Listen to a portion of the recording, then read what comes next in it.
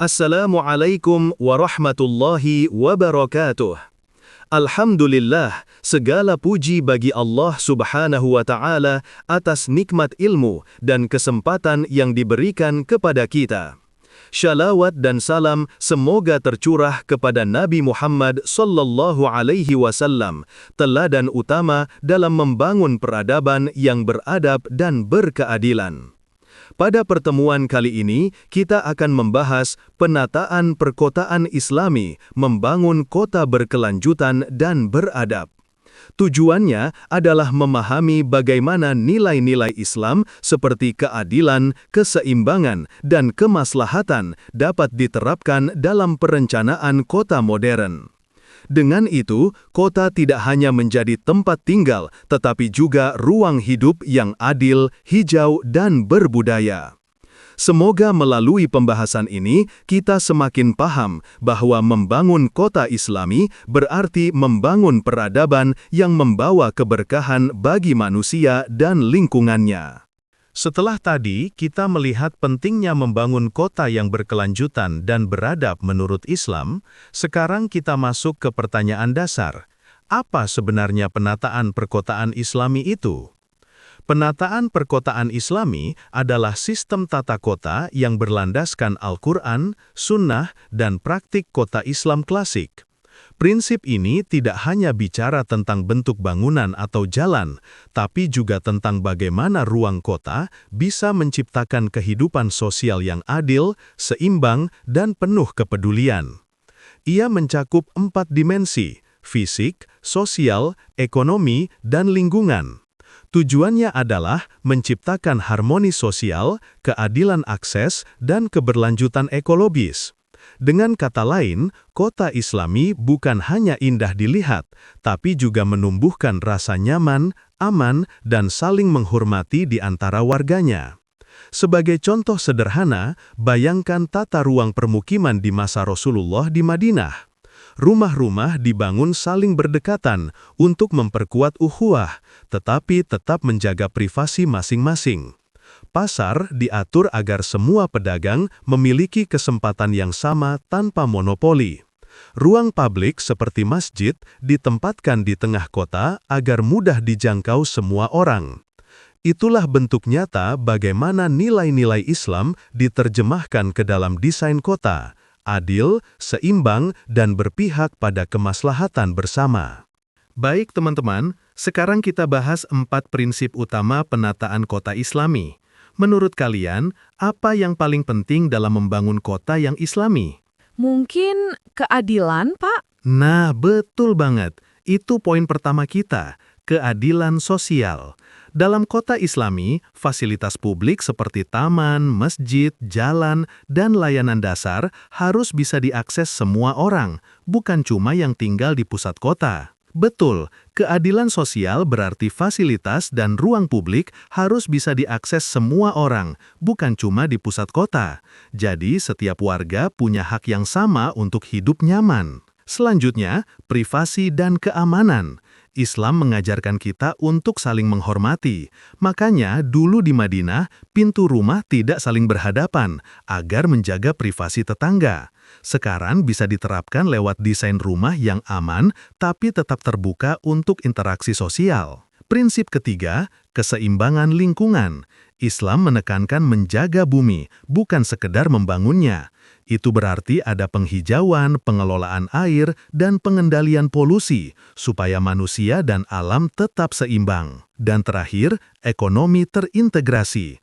Pasar harus mudah diakses semua kalangan. Dulu Rasulullah membangun pasar Madinah yang terbuka untuk semua pedagang, tanpa monopoli. Sekarang bisa kita wujudkan lewat UMKM dan ekonomi lokal yang berkelanjutan. Jadi, kota Islami itu bukan cuma soal gaya arsitektur ya, Pak? Nah, benar sekali. Kota Islami itu soal nilai dan prinsip hidup, adil, seimbang, aman, dan bermanfaat bagi semua. Baik teman-teman, sekarang kita bahas 4 prinsip utama penataan kota Islami. Menurut kalian, apa yang paling penting dalam membangun kota yang Islami? Mungkin keadilan, Pak? Nah, betul banget. Itu poin pertama kita, keadilan sosial. Dalam kota Islami, fasilitas publik seperti taman, masjid, jalan, dan layanan dasar harus bisa diakses semua orang, bukan cuma yang tinggal di pusat kota. Betul, keadilan sosial berarti fasilitas dan ruang publik harus bisa diakses semua orang, bukan cuma di pusat kota. Jadi, setiap warga punya hak yang sama untuk hidup nyaman. Selanjutnya, privasi dan keamanan. Islam mengajarkan kita untuk saling menghormati. Makanya, dulu di Madinah, pintu rumah tidak saling berhadapan, agar menjaga privasi tetangga. Sekarang bisa diterapkan lewat desain rumah yang aman, tapi tetap terbuka untuk interaksi sosial. Prinsip ketiga, keseimbangan lingkungan. Islam menekankan menjaga bumi, bukan sekedar membangunnya. Itu berarti ada penghijauan, pengelolaan air, dan pengendalian polusi, supaya manusia dan alam tetap seimbang. Dan terakhir, ekonomi terintegrasi. Pasar harus mudah diakses semua kalangan. Dulu Rasulullah membangun pasar Madinah yang terbuka untuk semua pedagang, tanpa monopoli. Sekarang bisa kita wujudkan lewat UMKM dan ekonomi lokal yang berkelanjutan. Jadi, kota Islami itu bukan cuma soal gaya arsitektur ya, Pak? Nah, benar sekali. Kota Islami itu soal nilai dan prinsip hidup, adil, seimbang, aman, dan bermanfaat bagi semua. Nah, teman-teman, sekarang kita lihat contoh warisan kota Islam klasik. Ada yang tahu kira-kira kota Islam pertama yang jadi acuan perkembangan tata kota Islam? Madinah, Pak. Betul sekali. Madinah ini istimewa karena sejak awal Rasulullah membangun kota ini, masjid dijadikan pusat spiritual, sosial, dan juga tata kota. Jadi, masjid bukan cuma tempat ibadah, tapi juga pusat kegiatan masyarakat, dari pendidikan, musyawarah, sampai pengambilan keputusan publik. Lalu, kalau kita lihat contoh lain seperti Fez di Maroko, kota ini sudah punya pembagian zona yang jelas. Ada area pemukiman, area industri, dan ruang terbuka. Ini menunjukkan bahwa tata ruang kota Islam sudah sangat terstruktur dan fungsional sejak masa awal. Berarti sudah ada semacam aturan ya, Pak? Iya, tepat sekali. Bahkan ada regulasi berbasis fiqh yang mengatur hal-hal teknis, seperti lebar jalan, tinggi bangunan, sampai lokasi aktivitas yang beresiko. Misalnya pandai besi atau penyamakan kulit ditempatkan agak jauh dari area pemukiman. Jadi bisa dibilang, tata kota Islam klasik ini sudah mengintegrasikan etika, fungsi, dan kenyamanan hidup dalam satu sistem. Oke teman-teman, coba lihat gambar ini. Apa yang kalian lihat? Lalu lintas yang padat dan kemacetan, Pak. Kita lihat contoh penerapan nyata dari konsep urbanisasi modern yang tetap berpijak pada nilai lokal, tapi infrastruktur dan ruang terbuka nggak ikut berkembang. Akhirnya, apa yang paling menonjol di sana? Kualitas hidup menurun. Besar, Pak. Jadi Tapi masalahnya juga ada bukan cuma gedung-gedung jumlah tinggi di orang ya, belakangnya. Pak? Benar.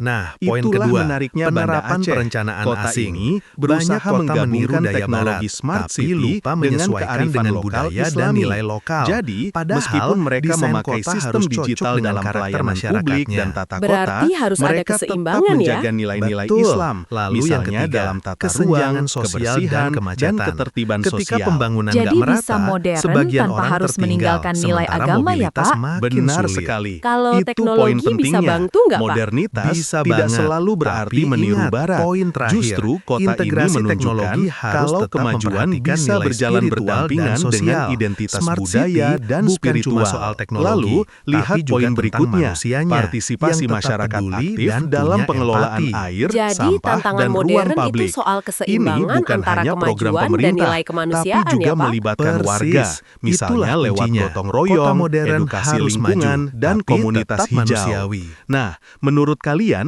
kenapa partisipasi masyarakat penting dalam perencanaan kota seperti ini? Supaya programnya bisa jalan terus, Pak. Kalau masyarakat nggak ikut, nanti cuma proyek sementara. Betul sekali. Jadi, keberlanjutan kota bukan hanya soal teknologi, tapi juga soal rasa memiliki dari warganya. Dan terakhir, Banda Aceh juga fokus pada transportasi ramah lingkungan dan ruang hijau. Mereka sadar, kota yang sehat itu bukan yang paling banyak gedung, tapi yang paling nyaman ditinggali.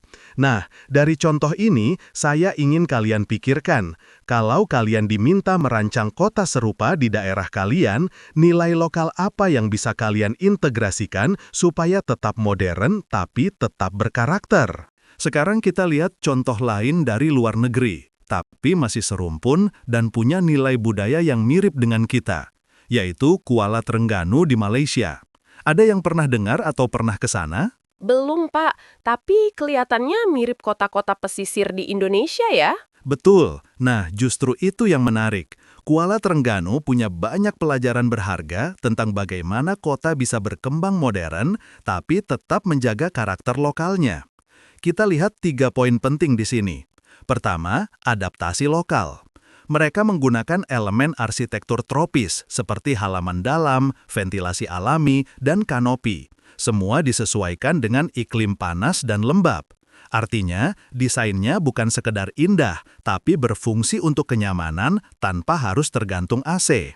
Nah, kalau kita lihat kota-kota di Indonesia, masih banyak yang belum memanfaatkan potensi iklim lokal seperti ini, betul? Iya, Pak. Kadang malah bangunannya tertutup semua, padahal panas banget. Nah, itu dia. Jadi, ini jadi contoh bagaimana arsitektur kontekstual bisa hemat energi sekaligus ramah lingkungan.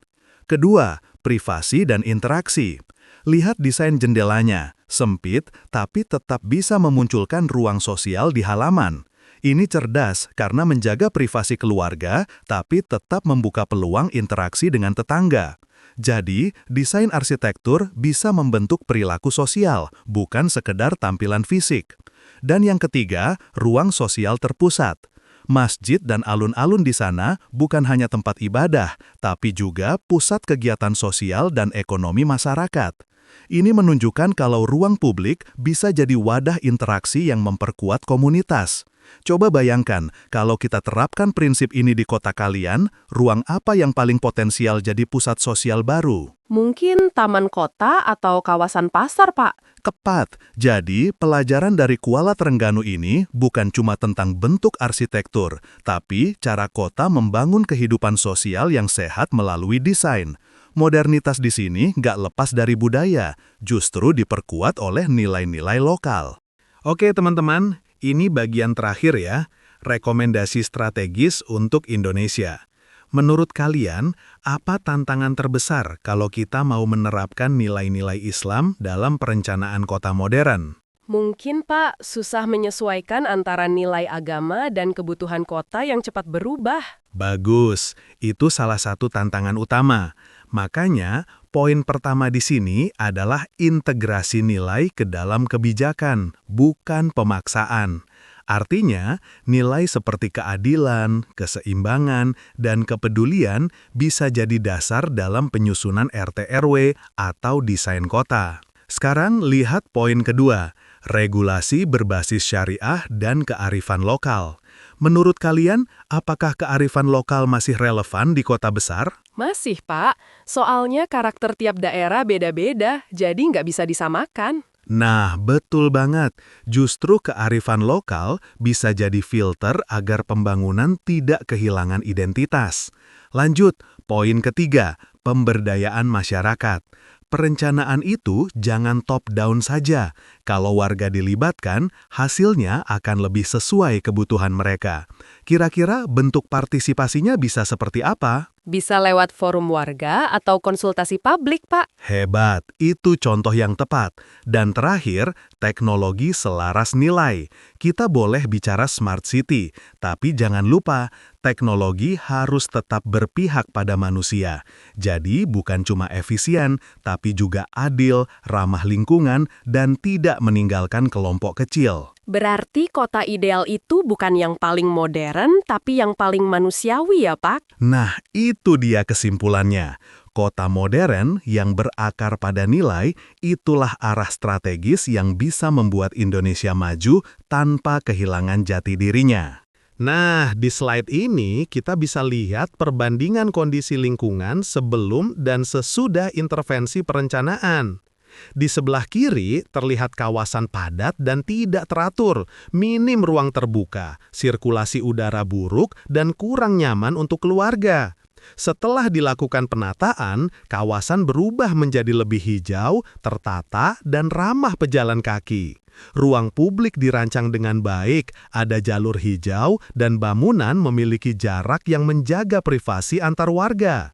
Intervensi utamanya meliputi reblokir perumahan, pembuatan ruang publik yang terencana, pasar yang terintegrasi, serta jaringan transportasi mikro agar mobilitas lebih efisien tanpa merusak lingkungan.